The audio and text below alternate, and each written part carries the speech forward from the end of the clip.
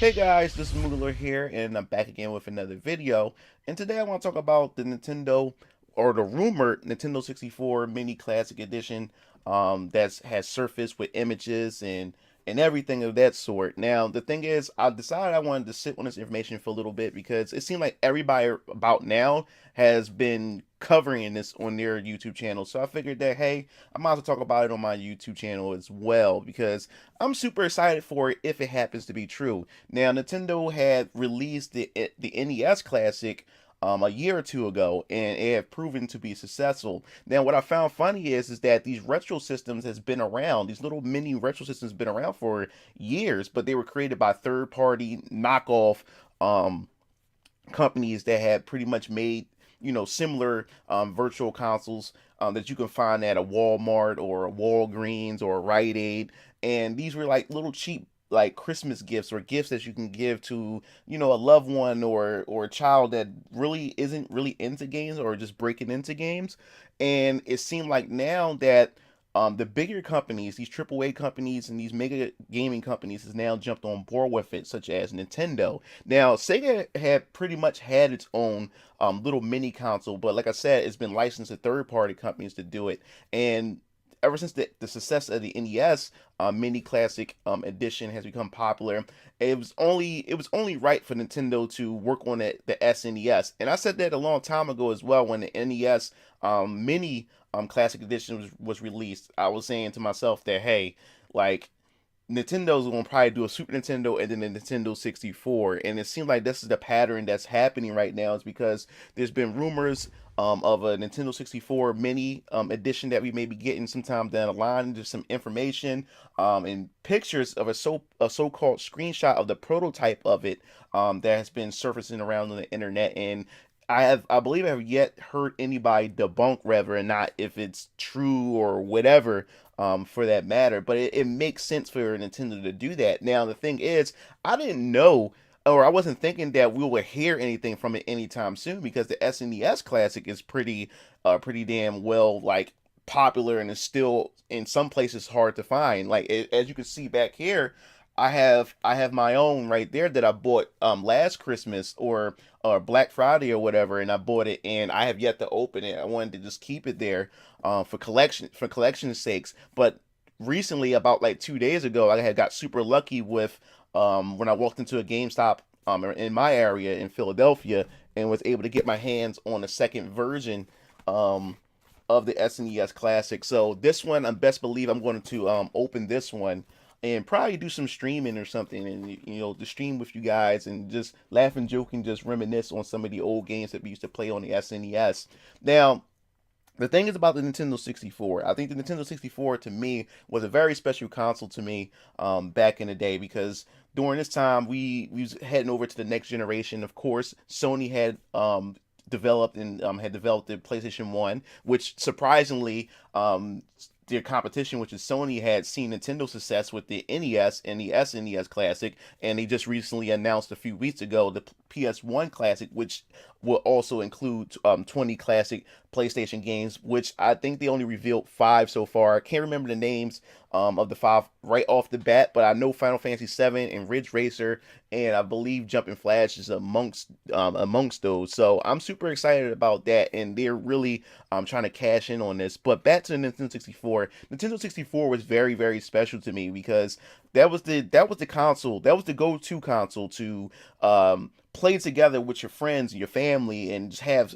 sleepovers, and you just play and grind out games all night with your friends. And I have really had special cherishing memories of me playing the Nintendo 64 with my siblings. And I was lucky to blessed to have 3 extra siblings. I had my brother Keo, and then I had my sister Manya, and then of course I had my little brother DX Strike. So I always had someone to play the Nintendo 64 with when it came to multiplayer games, and Nintendo 64 had some of the best multiplayer games that you really wouldn't debatably find anywhere on any other console of that generation. Now, what games I would love to see on Nintendo 64 Classic if this happened to be real and be the case. Well, there's whole lot, and I think that the emphasis they would have to stress on is the multiplayer aspect. Of course, Nintendo has some great single player games in their library in Nintendo 64, and Nintendo 64 really had their library wasn't as strong.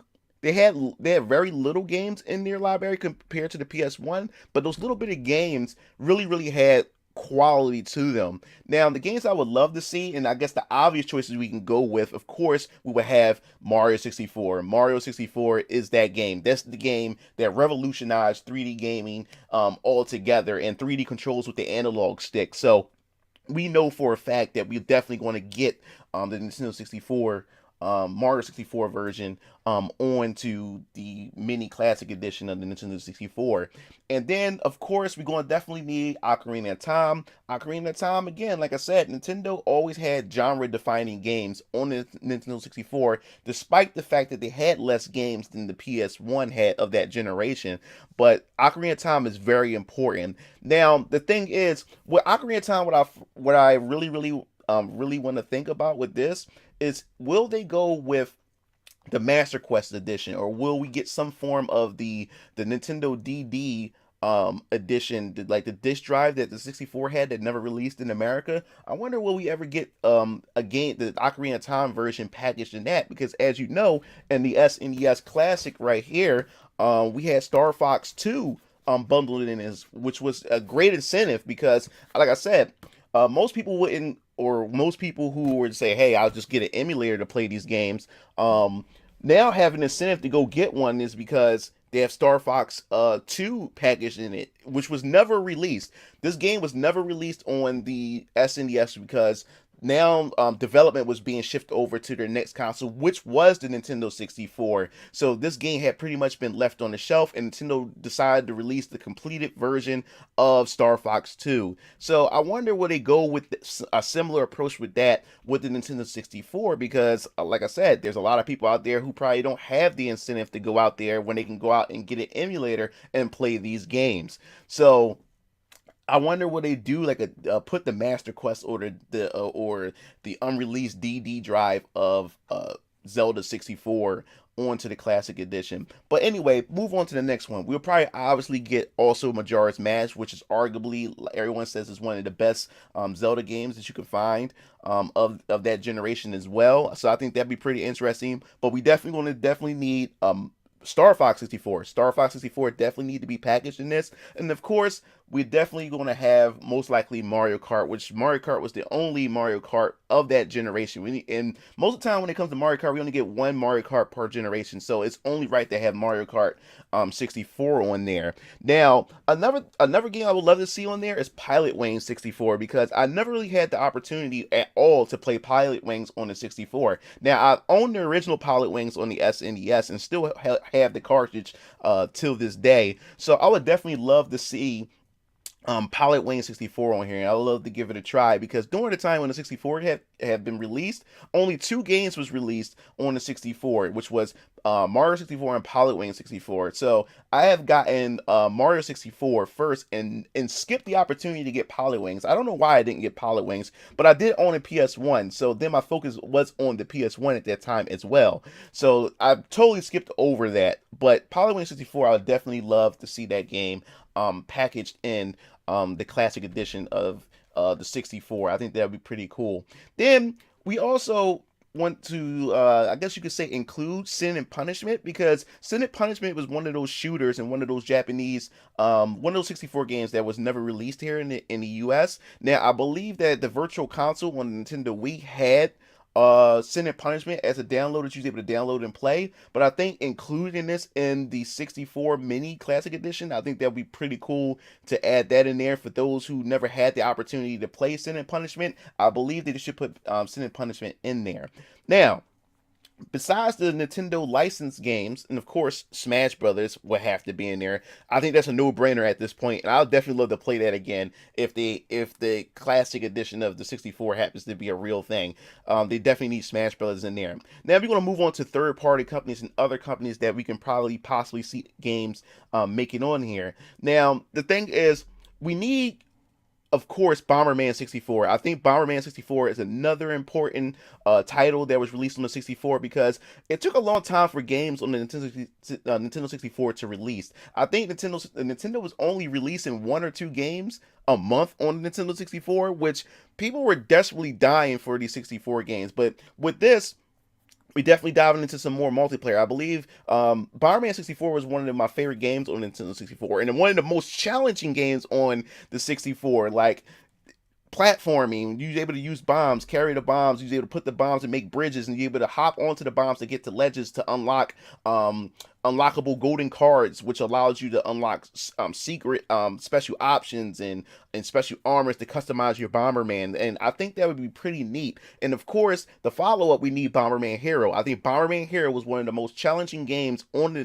Nintendo 64 besides Mario 64. I think Bomberman Hero had me rage so many times as a young kid with the platforming, and it took a lot of it took a lot of patience. It took a lot of execution and precise jumping on platforms with Bomberman 64. And I love the little vehicles that Bomberman was able to transform into to play these different stages. And it had a lot of collectibles on there as well. So I would definitely love to see Bomberman Hero make it onto there as well. Now, we're going to move on to something that's even more controversial, which is Raresoft. Raresoft had pretty much been bought out by Microsoft, and if you guys, most of y'all probably know who Rare is. Everybody should know who Rare is. Rare brought us titles like GoldenEye 007, Banjo-Kazooie, Conker's Bad Fur Day, Perfect Dark. They had pretty much gave us Diddy Kong Racing, a lot of great games on the Nintendo 64. So you growing up as a kid, I know you had to play Banjo-Kazooie, and most kids, most of the time that were younger than me, some of their first games was Banjo-Kazooie. So, and plus, of course, they made Donkey Kong 64, which is still a Nintendo's property that Rare had worked on, and of course, they also gave us StarFox 64. But this is very, very tricky here because I think they really would need, or a 64, I can't see a 64 mini classic edition without these titles. And I wonder, will they be able to work with Microsoft on this? I know they have a good relationship right now with the crossplay with the Minecraft that Microsoft and Nintendo is doing, and then of course there's some rumors that we might get some Minecraft type of content on Smash Brothers Ultimate, and we may be getting Banjo-Kazooie. This is all rumors, and take that for a grain of salt. So Nintendo's relationship has been pretty tight with Microsoft. So I wonder if there's a way if they can probably work something out to get those titles on there. We do need Perfect Dark. We do need Banjo-Kazooie on here. Now, as far as GoldenEye is concerned, I don't know how a GoldenEye will work, because if you guys don't know, because there's a lot of YouTubers saying that GoldenEye definitely needs to be on the Nintendo 64 Classic, but people tend to realize that GoldenEye is also a movie.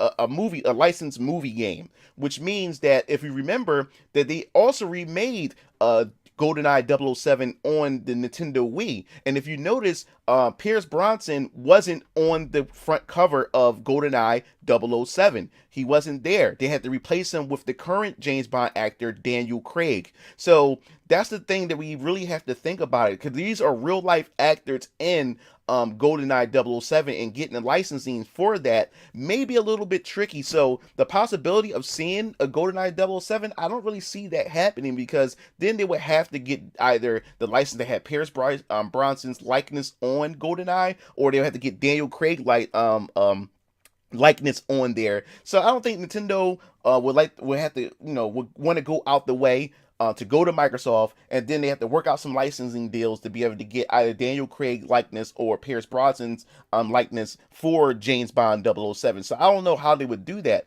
but you have the next best thing to GoldenEye 007, which is Perfect Dark. So I don't see why not. They would just go with the I guess you could say the much more superior version of GoldenEye, which is Perfect Dark, arguably. So I think we can pretty much, I guess you could say, just scoot that to the side and just say, hey, why not just go with Perfect Dark? I think we should just go with that. And then of course Donkey Kong 64, we definitely need that. So those games, to me, in my opinion, those are the games that really makes up the Nintendo 64, and they would need to have that on the classics. Now, as far as how they go about the pricing, how they go about the packaging, because the Nintendo 64 really pushed emphasis on multiplayer gameplay, multiplayer co-op couch play, and just competitive play and everything. So how would they approach this as far as controllers are concerned? Because we do know with the SNES Classic, we have in the NES Classic, it comes with two controllers, and then you can buy the controllers separately. So how would they package the controllers? And the controllers will be much.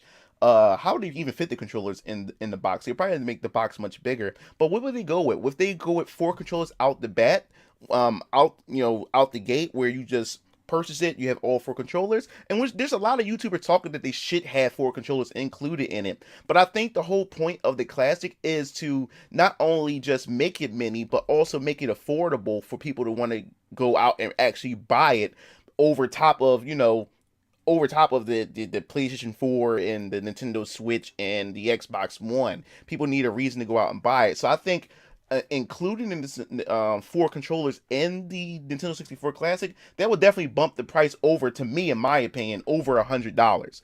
Now, I think the goal for the 64 Mini, they're probably going to try to hit that $80 to $90 price mark. But I think if you add four controllers in there, I think that would definitely bump up the price to over $100. Now, some would say that if they go make the controllers cheaper in the cheap route and make the controllers cheaply made and everything, that it probably could work and they wouldn't go over $100. But the thing is, I want that authentic experience, and I believe that I want them to put as much emphasis on that controller, 64 controller, as much as possible. Because what's the point of having cheaply made 64 controller and you don't get that good experience? It doesn't feel right, and the game, it makes the gameplay feel clunky and everything, and doesn't feel right in your hands. And especially when how sometimes if you play too rough with the analog sticks can break. So I think they really should put emphasis on the controller. So I really think they should probably just do what they did with the other two mini consoles and just have two controllers. I think that's the best way to approach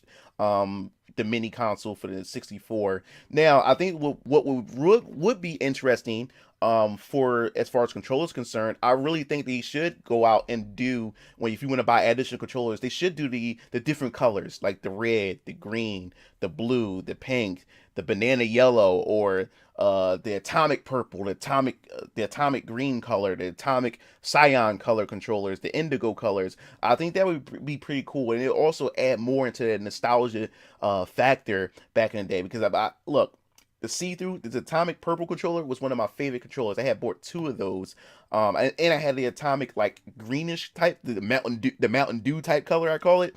I had that color too, and I think they were one of my favorite colors, Nintendo 64 colors they had. I normally would never let anybody touch those controllers. They were my specific controllers, specifically for me. While everybody else, I bought controllers for when other people come over to play and stuff.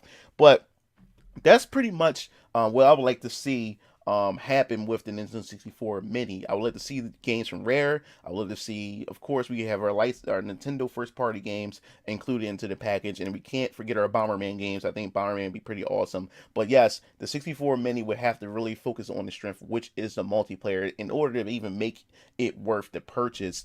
And especially when you got the PlayStation 1 that's coming out, I think the 64, if depending on the games that the PlayStation 1 Classic may offer, depending on the games, I think the 64 will probably, to me, in my opinion, will probably beat the PS1 Classic, especially with the games and especially some of those fond memories and fine moments that people had with multiplayer and stuff. So I think that's pretty much it. I would definitely want to hear your opinions. A lot of people think that these classics are pretty much a waste of money because you can go on the emulator and pretty much download these and stuff like that. And a lot of people would say like, hey, you can also, if you do buy them, you can actually hack it and put more ROMs onto it. And then some people will argue, say, hey, then let's add more ROMs, so you might as well just went out and got an emulator to begin with. But to me, in my opinion, I love that authentic experience. I love that authentic feel. It's just something about playing an emulator and just playing on the computer. It just doesn't feel right to me. I tried, I have an emulator. Well, I used to have emulators, but I just can't get into playing Chrono Trigger or playing Sonic the Hedgehog or any of those on an emulator.